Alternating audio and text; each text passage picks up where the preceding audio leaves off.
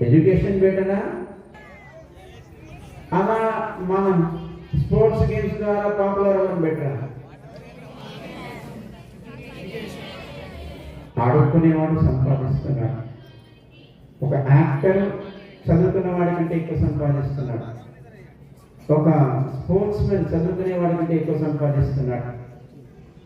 ఆఖరికి రోడ్డు మీద చాట్ ఉండాలి, చిన్న బండి పెట్టుకున్న వాడు కూడా చదువుకున్న వాడి కంటే ఎక్కువ సంపాదిస్తాడు. So the purpose of education is not to earn money. The purpose of education to live our life with values and to be like a perfect human in the society. అందుకోసం విద్య కావాలి తప్ప సంపాదన కోసం కాదు. మన ఉన్న ప్రాంతానికి, మన కుటుంబానికి, మన దేశానికి, మనల్ని నిలబెట్టినటువంటి సమాజానికి మనం చేయగలిగేది, ఆలోచించగలిగేది విజ్ఞానం ద్వారానే తప్ప డబ్బు ద్వారా కాదు. సో అందుకోసం మనం విజ్ఞానం కావాలి అని కోరుకుంటున్నాం.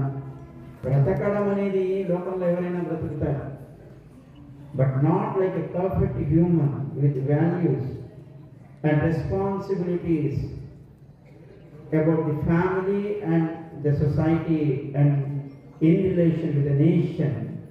So only an educated can live in a proper way. అందుకోసం మనకి ఎడ్యుకేషన్ కావాలి.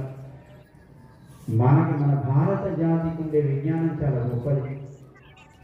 అది మొత్తం ప్రపంచాన్ని తాను నడిపించగలిగే విజ్ఞానం కలిగినటువంటి జాతి, దేశం ఏదైనా ఉందంటే అది మన భారతదేశం. అందుకే ఈనాడు భారత జాతి విజ్ఞానానికి ఉండేటువంటి ఔన్నత్యాన్ని గుర్తించి ప్రపంచ దేశాలన్నీ కూడా ఆ విజ్ఞానాన్ని కావాలి అని కోరుకుంటున్నాయి. మన భారత ప్రభుత్వం కానీ, ఆ ప్రభుత్వానికి నేతృత్వం వహించేటువంటి మాననీయ ప్రధాని మోడీ గారు కానీ మనకి ఇప్పుడున్న విద్యా విధానంలో మార్పులు అవసరము, మన జాతి గర్వించదగినటువంటి విజ్ఞానాన్ని మన పిల్లలకి, తర్వాత జనరేషన్స్కి మనం అందించాలి అని ఆ దిశగా వారు అడుగులు వేస్తున్నారు. అభినందనీయం. అయితే ఎప్పుడైనా పెద్దలు మన మంచిగా ఉండాలని కోరుకుంటారు, మనదేనా కాదా?